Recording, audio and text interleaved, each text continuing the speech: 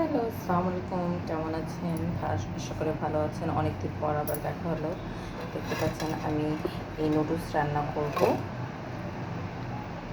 এটা হলো লাচ্ছা নুডলস।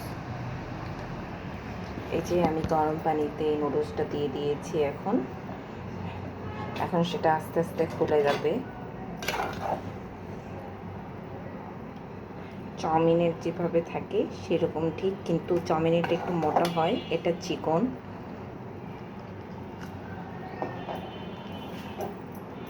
এটাতে কোনো প্যাকেট থাকবে না আপনার মশলার, সিম্পল শুধু নুডলসটাই থাকবে, আপনাকে আলাদা একটা প্যাকেট কিনে নিতে হয়। আর এখানে আমি আলু আর গাজরটা সিদ্ধ করে নিয়েছি। আর এই মাঝখানে আমি আবার আমার বুটের ডাল আর ডিমের তরকারি রান্না করে ফেলছি। একটু নুডলসটা এবার ঢেলে দিচ্ছি, একটু ঠান্ডা পানি দিয়ে দেব। এই যে পানি ছড়তে দিয়ে দিয়েছি। এবার একটু নিয়ে নিলাম কড়াই। এখন কড়াইয়ের মধ্যে নিয়ে নেব পেঁয়াজ কুচি আর একটু কাঁচামরিচ কুচি।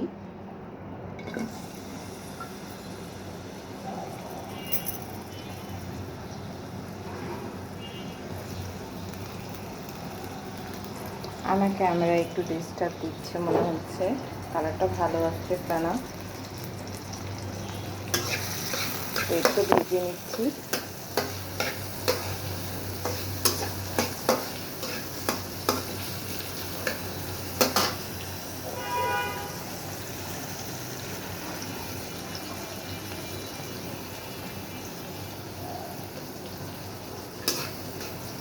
এখানে আবার ডিমটা একটু ফেটে নিচ্ছি।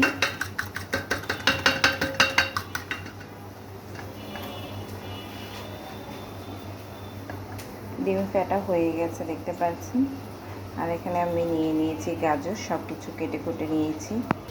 এবার ওয়াশ করে রেখে দিতে হবে। একটু হালকা ভাজা হয়ে গেছে। এখন আমি এই যে গাজর আর দিয়ে দিচ্ছি।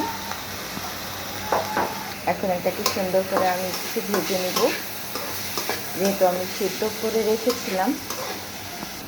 এই মাঝখানে আমি একটু ডিম দিয়ে দিচ্ছি। এই মাঝখানে আমি ম্যাগি মশলা দেখতে পাচ্ছেন, ম্যাগি মশলাটা দিয়ে দেবো। যেহেতু ভাজা হয়ে গেছে, এবার আমি নুডলসগুলো দিয়ে দিচ্ছি। একসাথে দিয়ে দিলাম আমি।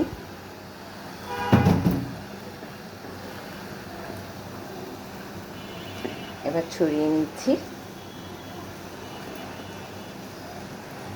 যেন সবটার ভিতরে চলে যায় মশলাগুলো। একটু সয়া সস দিয়ে দেবো। এই যে নুডলস রেডি। এটা এখন মেয়েকে দিব, এটা শাশুড়িকে দেব, আর এটা আমার হাজব্যান্ডকে দেব। এটা তো আল্লাহ হাফেজ, আজকে এই পর্যন্ত। আবার দেখা হবে। খোদা হাফেজ।